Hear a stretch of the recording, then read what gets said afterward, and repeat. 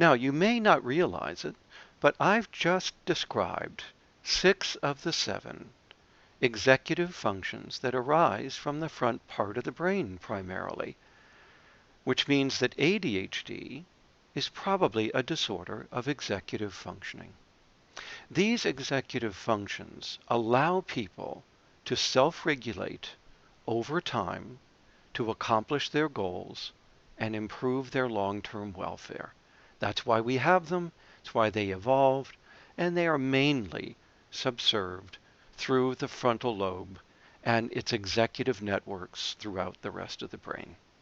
It is for goal-directed, future-oriented behavior. So ADHD is therefore EFDD, Executive Function Deficit Disorder, or Self-Regulation Deficit Disorder. The only executive function I didn't describe was that of planning and problem solving, and they're deficient in mental planning as well. So, to repeat, people with ADHD have problems with inhibition, self-awareness, working memory, of which there are 2 types, visual working memory and verbal working memory, holding things in mind that we have to do. They're also deficient in emotional self-regulation, which leads them to have a problem with motivational self-regulation, because emotions are forms of motivation. And if you can't manage your emotions very well, you won't be able to self-motivate very well either. And the last executive function is the planning and problem solving one. So I hope you can see that ADHD creates a much wider swath of impairments than just the term inattention is able to capture. ADHD disrupts all of the executive functions to varying degrees, and therefore is creating a far more serious problem for the individual in their daily life activities than just being inattentive. Indeed, it's one of the complaints I have about the name of the disorder. It oversimplifies the problem.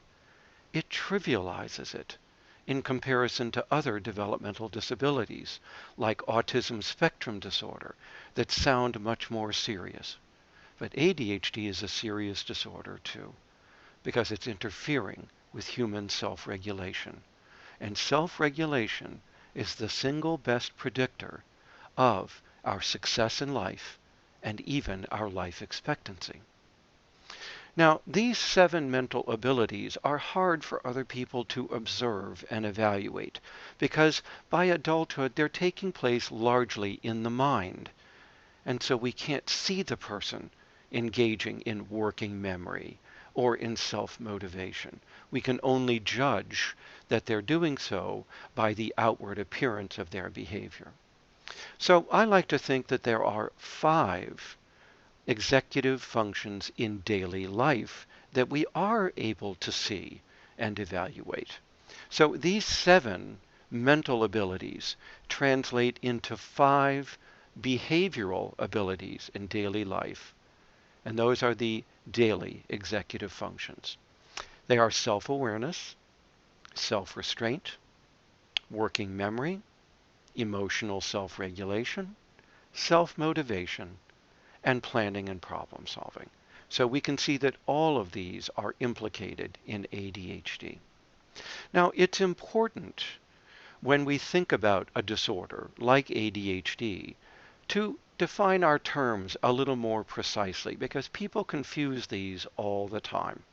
And I'll explain in a moment why that's important. But let's make the distinction first. There is the disorder, which is the underlying, in this case, neurological and genetic problems that are giving rise to the difficulties with mental functioning. And we see that on the left side of the diagram. Genetics, or DNA, is translating to problems with brain growth, interconnectivity, and development, and those are eventually going to give rise to the symptoms of ADHD. As you can see on this diagram, Neuroimaging studies have shown that certain parts of the brain, particularly the front part of the brain that you see here, are severely delayed in their maturation in people with ADHD, being about 2 to 3 years or more behind in their maturation.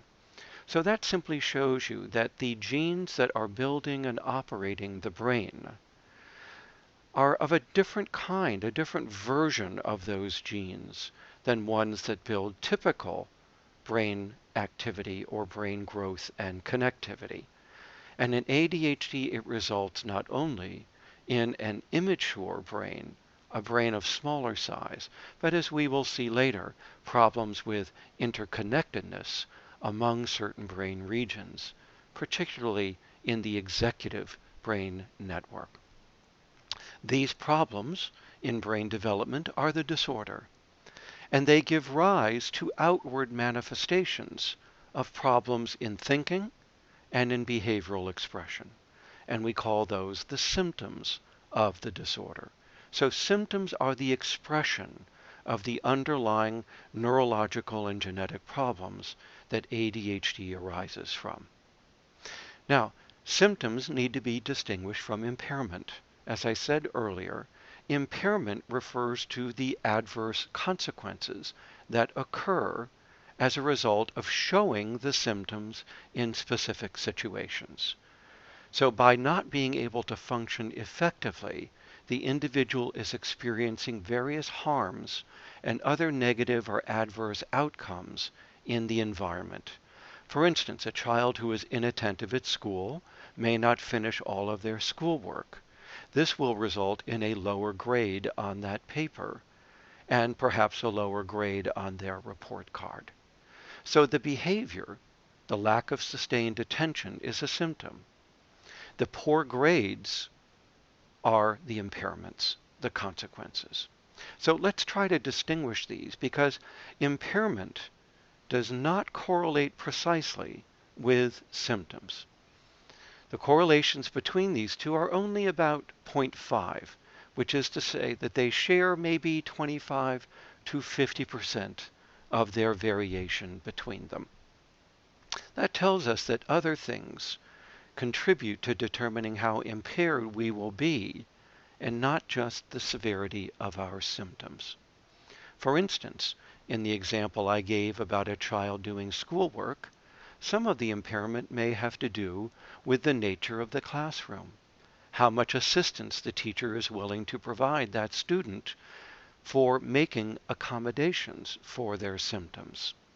How wealthy is the school district, meaning what resources does the school have in order to help children who have ADHD or other developmental disabilities. So you see all of those things, the teacher, the classroom, the resources, the services, are going to also determine how impaired a child will be in that specific situation. Which is why you can see that some children may be impaired in one classroom with one teacher, but actually function better and be less impaired in another school or classroom and with a different teacher.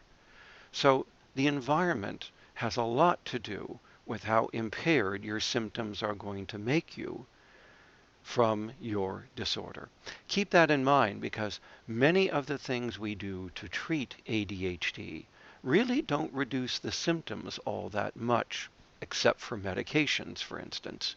But the psychological and educational strategies that we use to help manage ADHD really don't reduce the symptoms so much.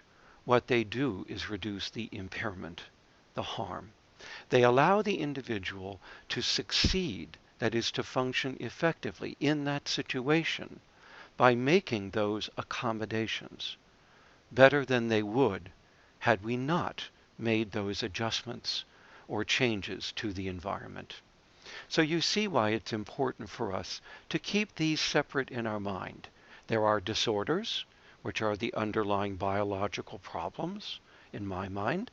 There are the symptoms, the expressions of that disorder, the behaviors, and then there are the impairments, the consequences.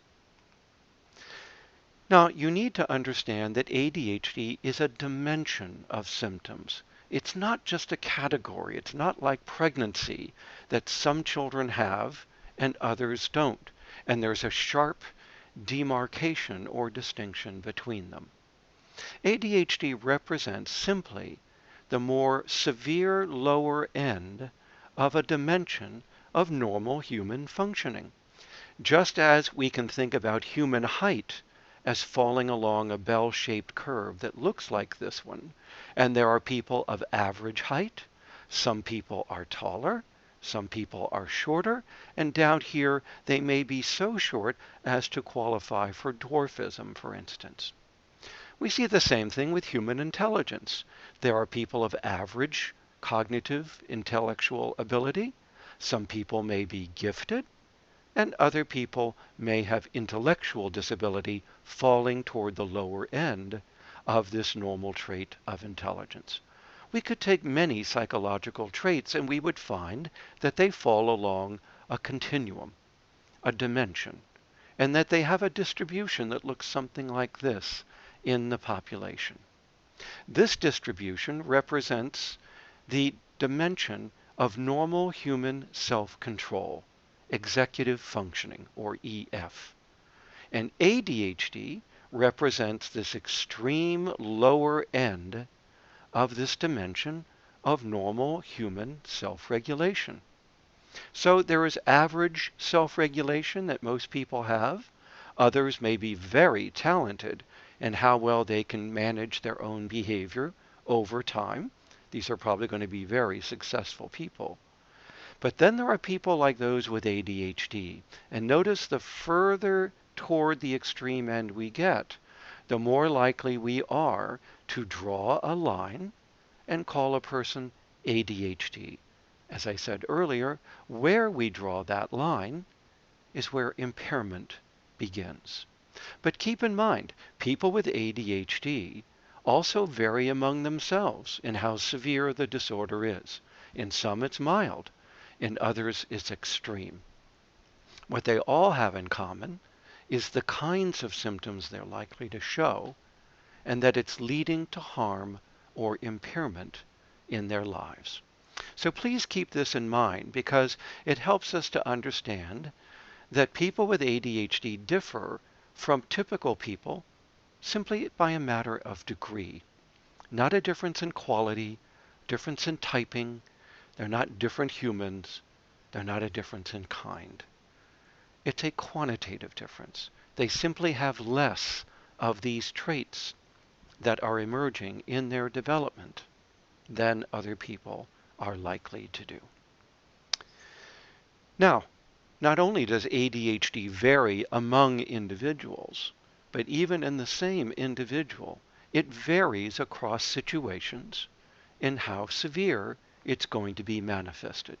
In some situations, such as those you see here on the left side of my slide, the individual may show less symptoms of ADHD. They're better functioning in these particular situations, such as when they're doing things they find fun, when they're able to get immediate consequences, when feedback is being given to them frequently, when what they're doing is very salient and important to them. They also do better when it's earlier in the day than later in the day. They're much better when they're supervised than when they're unsupervised.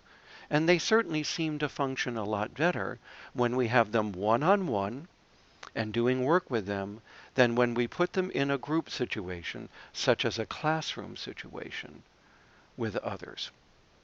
Of course, if what they're doing is very new, that makes it more stimulating and novel, they may pay more attention to it than things that they're very familiar with and so more likely to be bored with.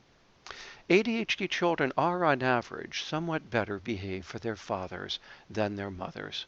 We believe that this is for several reasons. Mainly, it's because mothers in most societies still provide the majority of child care and child management. And so it is mothers more than fathers who are likely to encounter the symptoms of ADHD and the problems they cause in family functioning. But a second reason is that ADHD causes problems with how language controls behavior. That's the verbal working memory I mentioned earlier. So that instructions and words and language in general aren't able to govern their behavior as well as it does in typical children. And this explains some of the differences between mothers and fathers, because we all know that mothers use more language and talk more to their children than fathers are likely to do, on average anyway. And so mothers are using a particular approach or strategy to childcare that actually goes to the heart of one of the symptoms of the disorder, one of the deficits of the disorder. And it's taxing that deficit in rule-governed behavior, language-guided behavior. So all of that is to say that it's not like fathers have discovered some magical cure for helping an ADHD child. If they spent more time with that child, they'd probably see the symptoms occurring much more often, perhaps as much as the mothers do. As you can see on my slide as well, ADHD individuals behave somewhat better for strangers, of whom they're more cautious and reticent to misbehave than they do for people they're familiar with, such as their parents or teachers. And the ADHD child is certainly likely to better behave or to be better behaved in the office with the doctor, in the clinical exam room, than they would be in a more free and open situation like the waiting room where there might be toys and other children. That's because the examination takes place one-on-one, may often be done more by a male physician or doctor than a female, although that's changing, of course, as many women enter the fields of mental health and medicine. And it's a very novel situation to be in a doctor's office with your clothes off, sitting on an examination table and being examined by the doctor. So for all of these reasons, children with ADHD are not likely to misbehave when being examined by a doctor. Doctors need to know this, because if they think that what they're seeing is representative of the child and how they behave in more natural situations, the doctor may be less likely to diagnose ADHD, even when it really is there in the natural situation, because they're placing too much importance on behavior in the examination room when they should be putting a lot less emphasis on that very unusual situation that is likely to elicit very atypical behavior, better behavior, in fact. So ADHD individuals are often worse in the situations that you see on the left side of my slide. So expect to see that the child's symptoms of ADHD do change, do fluctuate across various situations and across the day. They may be very good at playing video games, maybe perhaps spending hours of time on the internet gaming. In contrast, they may spend only a few minutes when they're given homework to do. That tells us that somebody might have ADHD. Being able to play a video game doesn't tell me that you're typical or normal. Video games are very compelling for most people. It's the fact that you can't sustain your attention when things are boring and tedious and there are few consequences that surround you. That's when you need your powers of executive functioning more than other times. And that's where it fails. So many parents think that because children play video games well but don't do homework, they can't have ADHD, that it must be some kind of willful choice. The child is simply choosing not to do their homework. And that's not true. This drastic difference in behavior tells us that the child has a self-regulation deficit, because they can't show self-control when it is most necessary. And that would be during homework or schoolwork or in the classroom, more than it would be in front of a computer console playing a video game. Now, how common is ADHD? Well, it varies somewhat around the world. In the United States, it used to be that our studies showed about a 2 to 5% prevalence of ADHD when we had earlier diagnostic manuals that we use for diagnosis, such as the DSM-3. So on average, about 2 to 5% of U.S. children qualified for a diagnosis. But when the DSM-4 and 5 came out, it included a new presentation of ADHD that wasn't acknowledged previously, and that is children who are primarily inattentive. By adding in that group of children who previously would not have qualified for the diagnosis, we almost doubled the prevalence of the disorder, now being between 5 and 8% of U.S. children compared to earlier versions of the diagnostic manual. So one reason for the rise in prevalence of ADHD in the U.S. and perhaps in other countries as well was the change from one earlier diagnostic manual to more recent diagnostic criteria that were more broadly construed and included individuals with inattentiveness who wouldn't necessarily qualify in earlier periods of history. In the U.S., about 4 to 5% of adults would qualify for adult ADHD. Now, when we look around the world, we see that the prevalence is about the 4 to 5% figure for children in other countries, although recently, as other countries have adopted the DSM-5 diagnostic manual, their prevalence can be as high as 7 or 8%, being very similar to what we see in the United States. Studies in Italy, in Spain, in South Korea, in Japan, and even in China show that when you apply the same criteria that we use in the United States, the prevalence of the disorder is approximately the same. So although there's some variation across countries, it has to do with the diagnostic criteria and the way that children might be assessed for their disorder in those countries. Now notice toward the bottom of my slide that ADHD also can vary in prevalence based on certain demographic factors. For instance, ADHD is 3 times more common in boys than in girls among children. It can be as high as 5 to 1 boys to girls in clinic-referred samples. By adolescence, the sex ratio falls to about 2 to 1 boys to girls, and by adulthood, it's as low as 1.5 males to females, so that the sex ratio is becoming equivalent with age. We're not sure why that is, but it may have to do with the fact that some studies have recently shown that girls may have 2 stages to the onset of their disorder, not just one earlier one like boys do. So girls may develop their symptoms as early as boys, but by adolescence and at the start of puberty, there is a second blip or increase in onset of prevalence of the disorder for females.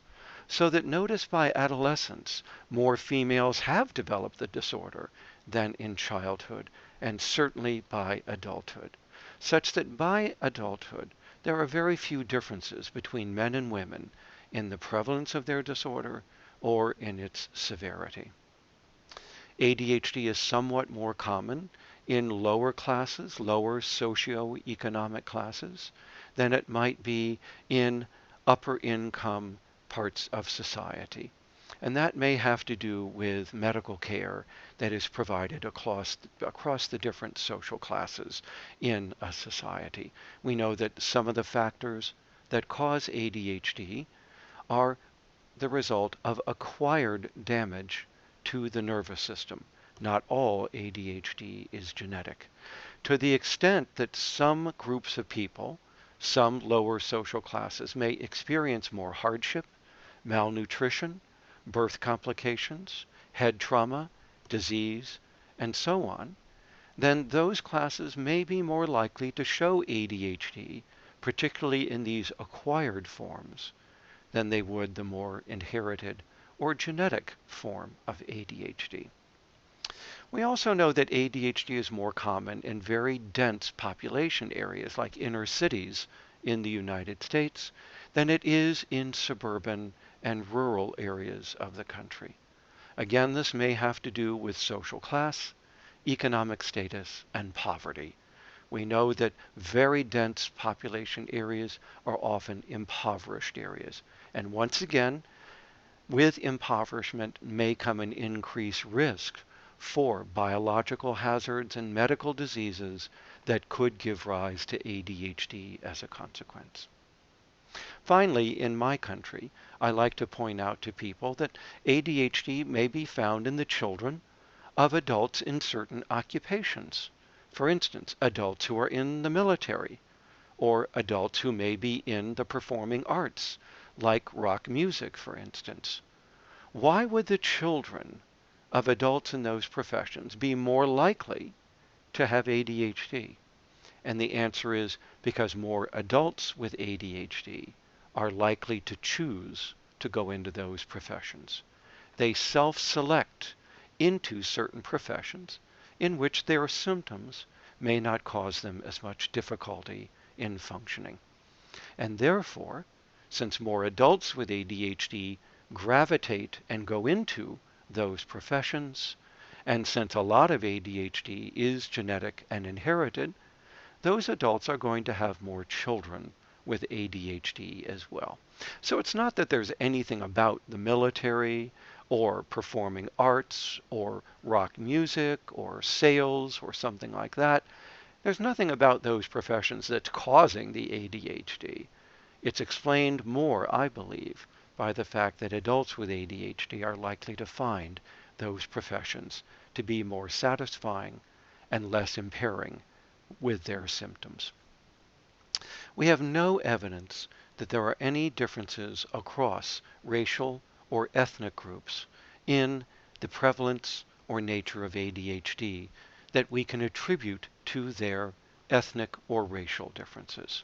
ADHD is an equal opportunity disorder that occurs across all races or ethnic groups. It could vary in its prevalence as a result of poverty and other factors like medical care that I've already mentioned. But those are due to economic and medical care factors. They're not, at the essence of them, due to racial or ethnic differences.